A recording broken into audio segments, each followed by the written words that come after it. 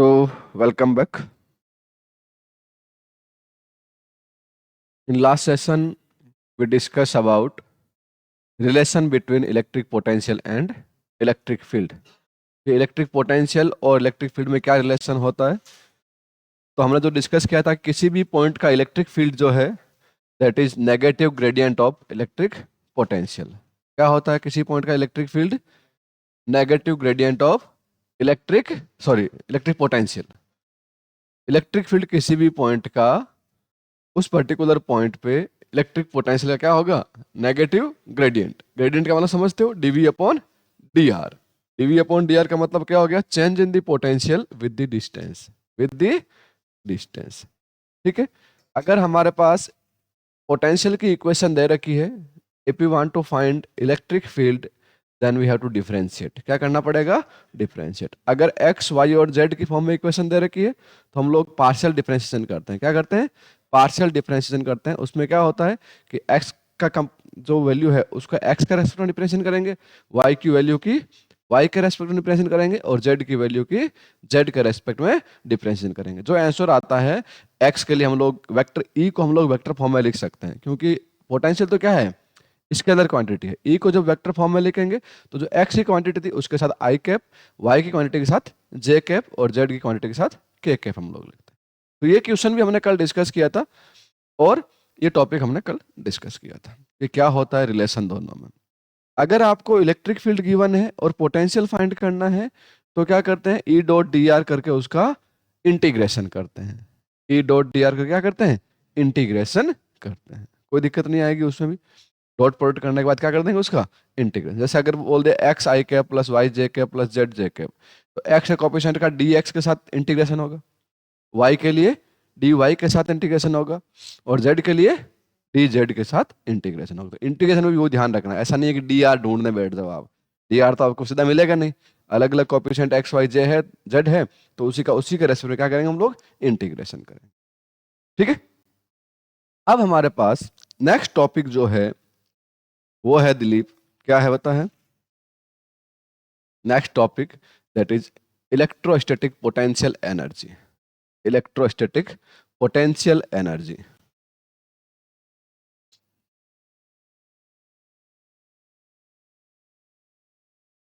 Electrostatic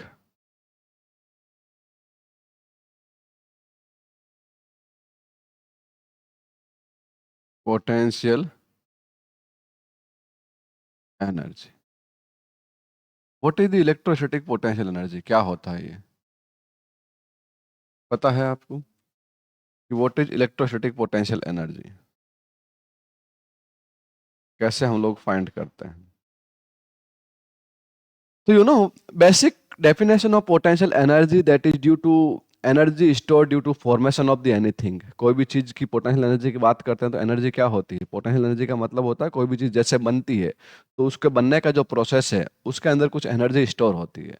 that energy is known as the potential energy. Basic meaning ये होता है potential energy का। जब हम सबसे बेसिक चीज पढ़ते हैं कि what is potential energy means, potential energy means energy obtained in formation, energy obtained in formation in position, that is known as the potential energy। जैसे हम बात करें ग्रेविटेशनल पोटेंशियल एनर्जी, तो gravitational potential energy is due to the position of the object from the earth surface, from the earth surface. किस height पे है? जो आप फॉर्मूला पढ़ते हो mgh upon 1 plus h upon r। now you are in 12th class, don't say only mgh। mgh is only for short heights, less heights। actual formula that is mgh upon 1 plus h by r। that is the formula or not? भूल गए हैं? तो इसी तरह से अब electrostatic potential की बात करें तो in electric field what we required that is charge. Any electrostatic system that is form by the static charge और नॉट। किससे बनता है? स्टैटिक चार्ज से बनता है। So energy required to assemble charge system, energy required to assemble charge system is known as electrostatic potential energy। आपको charge system को assemble करना है। चार्ज सिस्टम का करना है? असेंबल करना है। तो असेंबल करने के लिए जो एनर्जी की रिक्वायर्ड होगी that energy is known as electro potential. अगर टू चार्ज सिस्टम है तो वहां पे क्या करेंगे, दो चार्ज को असेंबल करेंगे, तो जो एनर्जी रिक्वायर्ड होगी that energy equal to potential energy of system of two charge. So write down definition of electrostatic potential energy. तो लिखिए, it is the energy required to it is the energy required to it is the energy required to assemble it is the energy required to assemble two or more than two charge system two and more than two charge system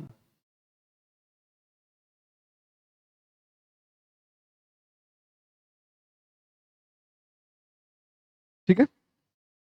जब मैंने electric potential energy we discuss for the electric dipole, हमने वहां पे discuss की थी minus P cos theta, तो वो हमने पहले वर्क निकाला था, वर्क को किस में रिलेट किया था, एनर्जी में रिलेट किया था, तो वहां भी पोटेंशियल हमने टॉपिक पहले पढ़ लिया था, इसके अंदर भी वो डिस्कस होता है। So first of all we will discuss electrostatic potential energy of system of two charge. Electrostatic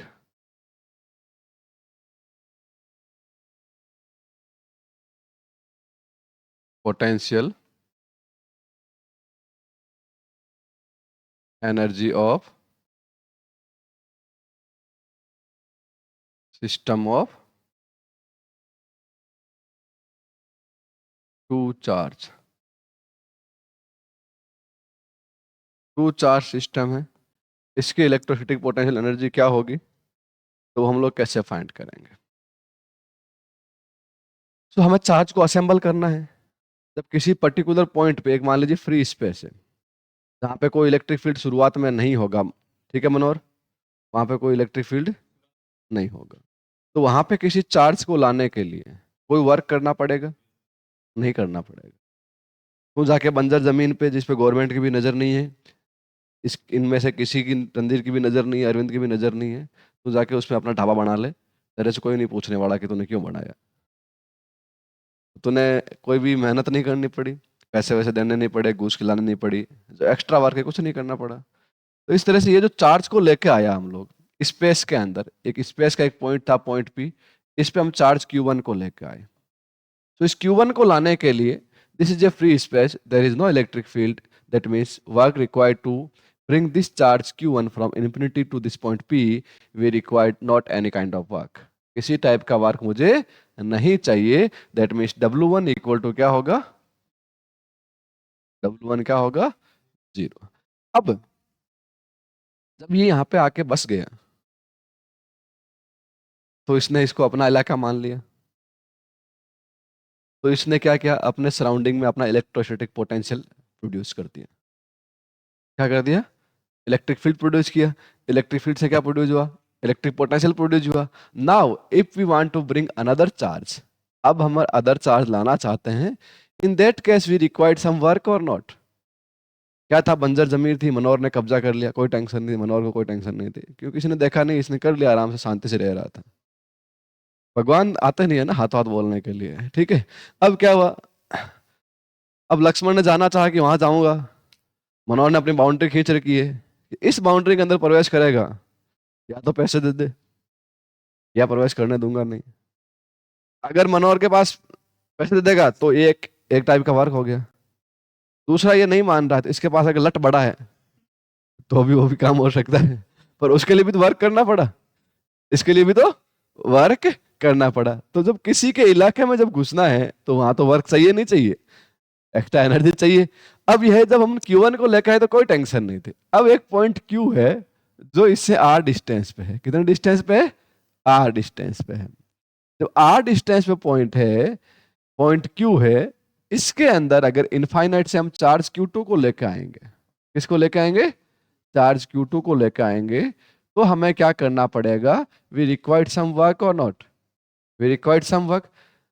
So that work is important. How we will calculate this work? अगर ये Q1 चार्ज है, ये Q2 चार्ज किसी instant में मान लीजिए point R पे आ गया, किस पे आ गया, पॉइंट R पे आ गया। This point R at the distance of x from this Q1. So when we bring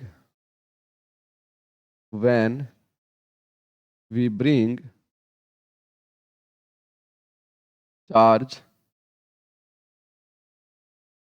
Q2 from infinity to potential region of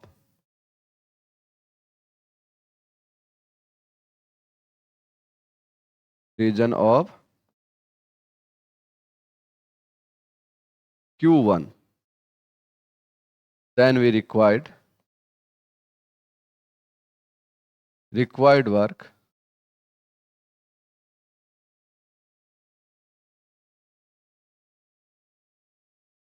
that is W2। क्या मान लें उसको?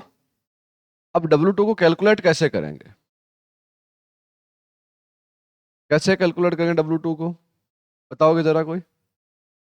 तो हम लोगों को वर्क तो हमने बहुत निकालना स्टार्ट कर दिया। जब पोटेंशियल फाइंड किया तभी वर्क निकाला था, नहीं निकाला था? पोटेंशियल में मुझे वर्क चाहिए था कि नहीं चाहिए था? इलेक्ट्रोसिटी जब पोटेंशियल निकाल रहे थे तो अभी तो वर्क निकाला था हमने, तो अभी तो वर्क निकाला था। अब यहां पे देखिए, यहां पे किसी instant in bringing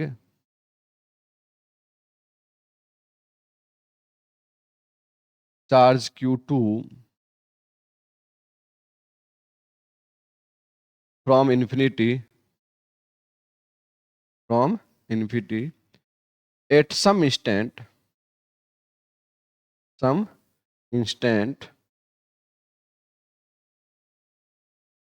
charge point Q2 at x distance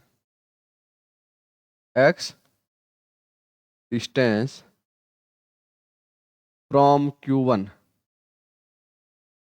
कितने डिस्टेंस पे है? Q1 से x डिस्टेंस पे है। जब Q1 से x डिस्टेंस पे है, इसको बंद कर ले रहे, इतना होशियार समझ लेना, बाद में किताब बंद करके रख दे साइड में, है ना? नहीं नहीं, डाउट क्लियर नहीं हो, पहले ये समझ ले, ठीक है? तो हम लोग क्या किया, x डिस्टेंस पे ले आए किसी पर्टिकुलर पॉइंट जगह पे। अब यहाँ पे कितना फोर्स होगा इन दोनों के बीच में? Electrostatic force between them, F equal to क्या होता है formula Manohar? K Q1 Q2 upon x square हो जाएगा यहाँ पे, K Q1 Q2 upon x square, ये होगा। अब हमारे पास वर्क कितना होगा? तो dW2 equal to F dot dx, F dot. अब यहाँ देखो, ये चार्ज सेम पोलरिटी का, तो इसको क्या करेगा इस पर्टिकुलर इंस्टेंट पे? इसको रिपेल करेगा इस साइड में, तो फोर्स तो लगेगा इधर। अपन डिस्प्लेसमेंट कर रहे हैं इधर dx से। किससे कर रहे हैं? dx से। तो dW2 इक्वल टू कितना आएगा? F dx cos theta. Theta की वैल्यू कितनी मनोहर यहाँ पे? कितनी है मनोहर, बोल जोर से? 180 डिग्री, ठीक है। dW2 equal to F dx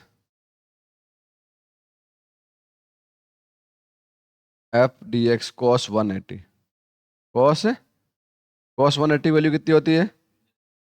-1। तो dW2 equal to -F dx। यहाँ तक कोई समस्या नहीं?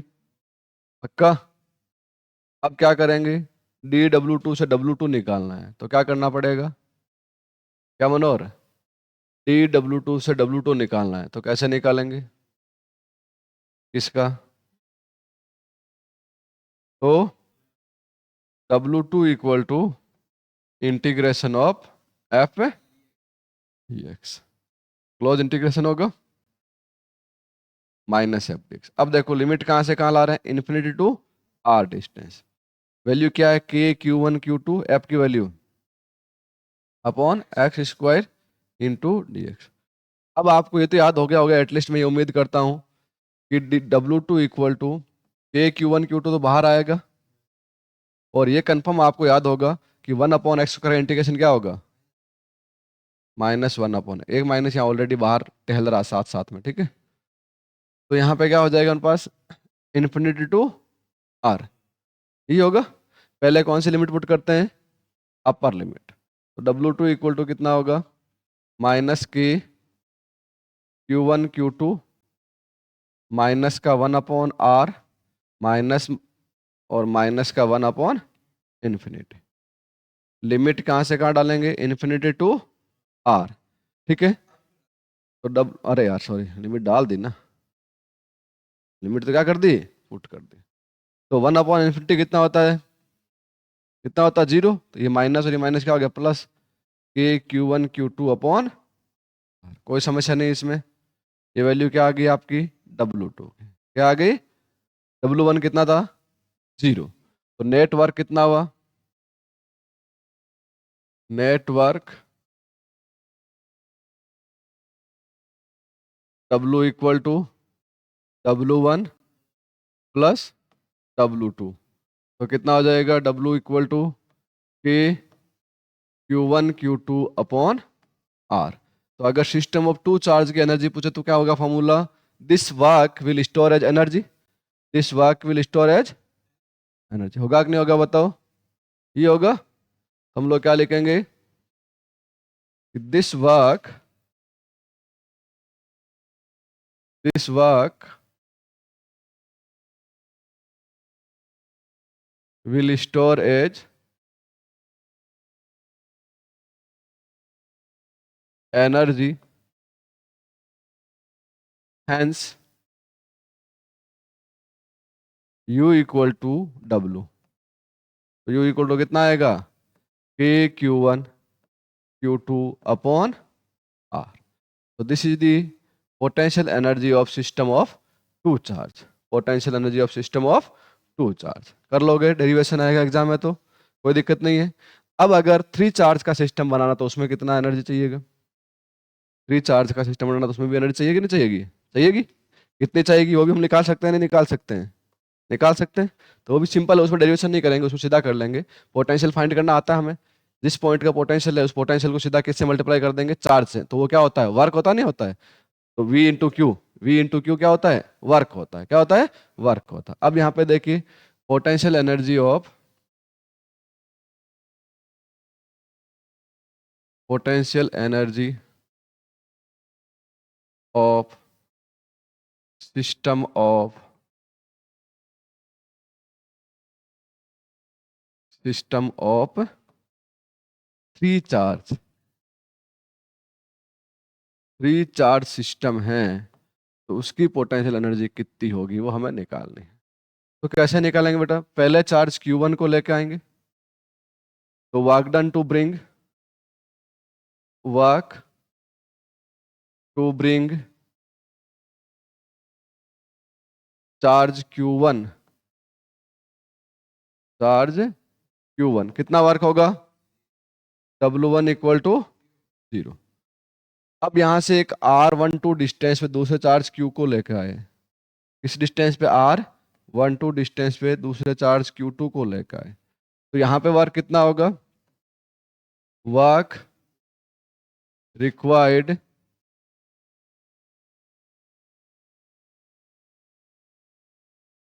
टू ब्रिंग Q2, Q2 को लाने में कितना वर्क होगा बताओ? Q2 को लाने में कितना वर्क होगा?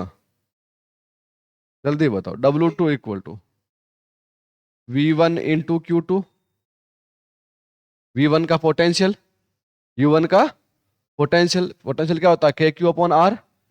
तो KQ1 Q2/R12 डिस्टेंस, तो R12 ले लेंगे। ले लेंगे नहीं लेंगे? इस तरह नेक्स्ट देखेंगे, work required to bring, work required to bring Q3। अब Q3 को लेके आ रहे हैं यहां पर। अब ये क्या बोल रहा है कि भाई Q1 बोल रहा है मेरा तो पोटेंशियल यहाँ पे है ही है, यहाँ डिस्टेंस R13 है मान लीजिए, Q3 को लेके आए तो Q1 को ये Q2 बोल रहा तेरा अकेले का हक नहीं है यहाँ पे। यहाँ पे हम दोनों बच चुके हैं, दोनों का हक है। ये बोलेगा मेरा भी पोटेंशियल है यहाँ पे, तो R23 डिस्टेंस है। तो यहाँ पे जो वर्क होगा W3, वो इन दोनों को पोटेंशियल के साथ करना पड़ेगा, नहीं करना पड़ेगा? इंटू Q3 इंटू V1 का भी पोटेंशियल होगा, V2 का भी मतलब Q1 और Q2 दोनों का पोटेंशियल यहाँ पे है। ठीक है, जैसे जैसे जनसंख्या बनती है वैसे वैसे भाव क्या होते हैं प्लॉट के, बढ़ जाते हैं ना। जब बंजर होता तो इजीली चले गए, फिर एक मकान बना तो थोड़ा सा भाव बढ़े, दूसरा बनेगा और बढ़ेगा, तीसरा बनेगा और बढ़ेगा, 10-15 बन जाएंगे तो और ज्यादा बढ़ जाते हैं। तो जैसे जैसे चार्ज सिस्टम बढ़ता जाता है वैसे वैसे वर्क डन भी क्या होगा, बढ़ता जाएगा। वर्क डन बढ़ता जाएगा तो पोटेंशियल एनर्जी की वैल्यू भी क्या होगी, बढ़ती जाएगी। जब पूरी गली बस जाती है तो दूसरी गली से लड़ाई करना भी क्या होता है, आसान होता है ना। एक तो 5 आदमी जाके लड़े, एक 200 आदमी जाके लड़े, कौन इजीली लड़वाएंगे। तो ठीक है, तो यहाँ पे जैसे जैसे इनके इनका कुनबा बढ़ेगा वैसे वैसे वाक भी बढ़ता जाएगा, वैसे वैसे उनकी एनर्जी बढ़ती जाएगी। ठीक है, जानते हो कुनबा क्या होता है? अरे अब यहाँ पे कितना होगा, W3 इक्वल टू V1 कितना होगा, K Q1 अपॉन R13 और plus K Q2 upon Q3। तो क्या होगा, W3 equal to K Q1 Q2 Q3 upon R13, K Q2 Q3 upon R23। ठीक है, तो नेटवर्क कितना हुआ, network network W equal to कितना होगा, W1 plus W2 plus W3। तो क्या हो जाएगा, नेटवर्क कि Q1 Q2 अपॉन R12, ये तो W2 हो गया, W1 तो कितना था, 0 था, यहाँ 0 कर देना। ठीक है, plus K Q1 Q3 upon R13 plus K Q2 Q3 upon R23। तो नेटवर्क W इक्वल टू 0 में तो कोई फर्क पड़ेगा नहीं, K Q1 Q2 upon R12 plus K Q1 Q3 upon R13 equal to plus K Q2 Q3 upon R23। ये work क्या होगा, storage energy. This work will storage energy और not, this work will storage potential energy, potential energy. ये work जो है वो potential energy के time में क्या होगा, स्टोर होगा। तो W equal to U, U equal to क्या आ जाएगा, K Q1 Q2 upon R12, K Q1 Q3 upon R13, K Q2 Q3 upon R23। This is the energy. ये एनर्जी होगी कि नहीं होगी बताओ, यस या नो, होगी। तो this is the energy of system of three charge, energy of system of three charge. अब अगर एन चार्ज सिस्टम की एनर्जी निकालें तो कैसे निकालेंगे, energy of system of n charge, energy of system of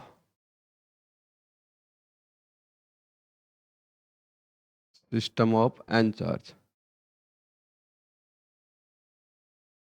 तो हमने देखा कि हर एक चार्ज का रिलेशन आना चाहिए। क्या था, Q1 Q2 भी था, Q2 Q3 भी था, Q1 Q3 भी था, हर एक चार्ज का रिलेशन बना था। इस तरह से Q4 अगर आ जाएगा तो Q1 Q2 Q1 Q3 Q1 Q4 then Q2 Q3 Q2 Q4 then Q3 Q4, सबका क्या होगा, एडिशन करना पड़ेगा। तो एन चार्ज के लिए अगर देखेंगे तो जो एनर्जी होगी U इक्वल टू क्या होगा, K Q1 Q2 upon R12 plus K Q1 Q3 upon R13। इस तरह से चलता जाएगा, कहाँ से चलेगा, K Q1 Qn upon R1n। ये तो 1 का हो गया। फिर Q का 2 का देंगे तो K Q2 Q3 R23 plus K Q2 Q4 upon R24। इस तरह से चलता जाएगा तो क्या आएगा, K Q2 Qn upon r two n. इस तरह लास्ट में देखेंगे तो क्या आएगा, K Q n minus one into Q n upon r n minus one into n. जैसे चार चार्ज है तो लास्ट क्या आता है, क्यू थ्री क्यू फोर, तो यहाँ पे एन माइनस वन। जैसे 50 चार्ज है तो क्या आएगा, के क्यू 49 क्यू 50 अपॉन 49 50, वैसा आएगा नहीं आएगा। अब इसको अगर समेशन फॉर्म में लिखना था तो ऐसा लिख सकते हैं, के तो कांस्टेंट बाहर रहेगा, इसको डबल समेशन में लिखेंगे। क्या लिखेंगे, डबल समेशन में। I equal to 1 to n, फिर i equal to j to n, i equal to j to, sorry इसमें आई नहीं लिखना है, इसमें जे लिखना है, j equal to i to n, q i q j upon r i j. इसका मतलब क्या हुआ, ये आपका डबल लूप घूम रहा है, जैसे आप सीएस में घुमाते हो लूप, वैसे यहाँ पे लूप चल रहा है। पहले देखो 1 से शुरू होगा, n तक जाएगा, तो क्या होगा, Q1 Q2 then Q1 Q3 Q1, ये वैल्यू आगे बढ़ जाएगी ना, जैसे वहां से 1 मिल गया एक बार तो ये तो हमेशा 1 रहेगा। फिर ये j इक्वल टू आई तक कहाँ जाएगा, n तक जाएगा, कहाँ जाएगा, जैसे यहाँ से 2 मिल जाएगा फिर ये 2 से लेके n तक जाएगा, जैसे यहाँ से 3 मिल जाएगा ये 3 से लेके n तक। इस तरह से ये क्या होगा, लूप के अंदर लूप चलता रहेगा नहीं रहेगा। तो this is the energy of system of n charge, energy of system of n charge. So this is the concept of potential energy. Clear हो गई चीज कि क्या होता है एक्चुअली में पोटेंशियल एनर्जी का बेसिक मीनिंग क्या होता है, work done required to assemble anything. तो यहाँ पे हम लोग चार्ज को असेंबल कर रहे हैं, तो work done required to assemble the charge system, that is the potential energy. हमने 2 चार्ज सिस्टम की पोटेंशियल एनर्जी का डेरिवेशन कर लिया, 3 चार्ज सिस्टम का भी कर लिया, n चार्ज हम डायरेक्टली फॉर्मूला आपको ध्यान रखना। और वैसे सिंपल मीनिंग है, अगर आपको बोल दे कि स्क्वायर जिसमें 4 चार्ज है तो सिस्टम की एनर्जी निकालो, निकाल सकते हो स्क्वायर के ऊपर। क्या करना है, सबको एक एक कॉम्बिनेशन लेके क्या करना है, ऐड करना है। तो एक क्वेश्चन आप अभी वही करना कि अगर मैं एक क्वेश्चन कर लेते हैं, ये क्वेश्चन आया अभी एग्जाम के अंदर, ये चार्ज है Q Q Q and Q, net energy of this system, net potential energy of this system, net potential energy of system, इस सिस्टम की पोटेंशियल एनर्जी कितनी होगी, कौन बताएगा। तो देखो यहाँ पे ये डिस्टेंस मान लीजिए a है, ये भी a है, ये भी a है और ये भी a है, तो आपको आंसर भी k q और a की फॉर्म में देना है। तो एनर्जी निकालेंगे तो हमारे पास सबके बीच की डिस्टेंस होनी चाहिए, सबके बीच की डिस्टेंस तो होनी चाहिए। इसको एक बार के लिए पॉइंट ए मान लो, इसको बी मान लेते हैं, इसको सी मान लेते हैं, इसको डी मान लेते हैं, ठीक है। तो हमारे पास जो वर्क एनर्जी होगी, सबसे पहले के, पहले यहां से शुरू करते हैं, इसको पकड़ते हैं, डी वाले को पकड़ ले। तो के क्यू इंटू क्यू अपॉन इससे डिस्टेंस कितनी बेटा, ए, कितनी है, ए, प्लस इससे इसके साथ करते हैं तो क्या होगा, के क्यू इंटू क्यू अपॉन ए, प्लस यहां पे इसकी जब इसके साथ करेंगे तो क्या होगा, ये डिस्टेंस कितनी होगी यहां से यहां तक, √2a, कितनी होगी, तो के क्यू क्यू अपॉन √2a। समझ में आई चीज, इस चार्ज का काम हो गया। अब ये चार्ज वापस नहीं लेना है, अब कौन सा चार्ज लोगे, इसको पकड़ ले, इसको पकड़ सकता नहीं पकड़ सकता, ए वाले को। तो क्या होगा, के क्यू, ए की बी से डिस्टेंस कितनी है, ए, ये क्यू अपॉन ए, फिर ए का इसके साथ ऑलरेडी ले चुके हैं, वापस इसको नहीं लेना है। अब ये वाली डिस्टेंस कितनी बताओ सी के लिए, के क्यू क्यू अपॉन √2a, इसका काम भी हो गया क्योंकि इसके साथ 2 चार्ज बचे थे, एक ऑलरेडी ले चुके थे। अब कौन सा पकड़े, इस चार्ज को ले ले, तो कितना हो जाएगा, के क्यू क्यू अपॉन ए। अब देखो सिंपल हो गया, कितने टोटल आ रहे हैं ये, 1 2 3 4 ये हो रहे हैं, तो यू इक्वल टू क्या हो गया, 4 के क्यू स्क्वायर अपॉन ए, प्लस ये रूट वाला कितने 2 है ना, तो 2 के क्यू स्क्वायर अपॉन √2a। अब चाहो तो इससे √2 से ये कैंसिल होगा तो क्या बचेगा, √2 बचेगा। तो पूरे में से कॉमन क्या आ रहा है, के क्यू स्क्वायर अपॉन ए तो कॉमन आ रहा है, और साथ में क्या बचा 4 और यहाँ बचा √2। This is the energy of system of 4 charge of A square. ये क्वेश्चन आया हुआ एग्जाम का है, एक स्टेप का है, तो एक अगर एक भी करना कुछ नहीं है, सिंपल सोचना है, पहले एक चार्ज को पकड़ो, सभी का कॉम्बिनेशन निकाल दो। अब उस चार्ज का वापस किसी से कॉम्बिनेशन नहीं लेना है, पहले डी वाले को पकड़ा, इन तीनों के साथ कॉम्बिनेशन निकाला, फिर किसका लिया, ए का, तो डी तो ऑलरेडी ले चुके हैं, वापस लेंगे नहीं, तो रिमेनिंग चार्ज कितने थे, 2, इन दोनों के साथ कॉम्बिनेशन निकाल दिया। फिर ये चार्ज बचा क्यू, बी वाला, इसका एक ही बचा था, इसका तो कॉम्बिनेशन आ गया, तो सब चार्ज का आपस में कॉम्बिनेशन बन गया नहीं बन गया? बन गया। तो यहाँ पे क्वेश्चन क्या हो गया, खत्म हो गया। सबको क्या कर दिया हमने, ऐड कर दिया। क्या कर दिया, ऐड कर दिया। So that's all for this topic and that's all for this lecture. Next part we will discuss in next class.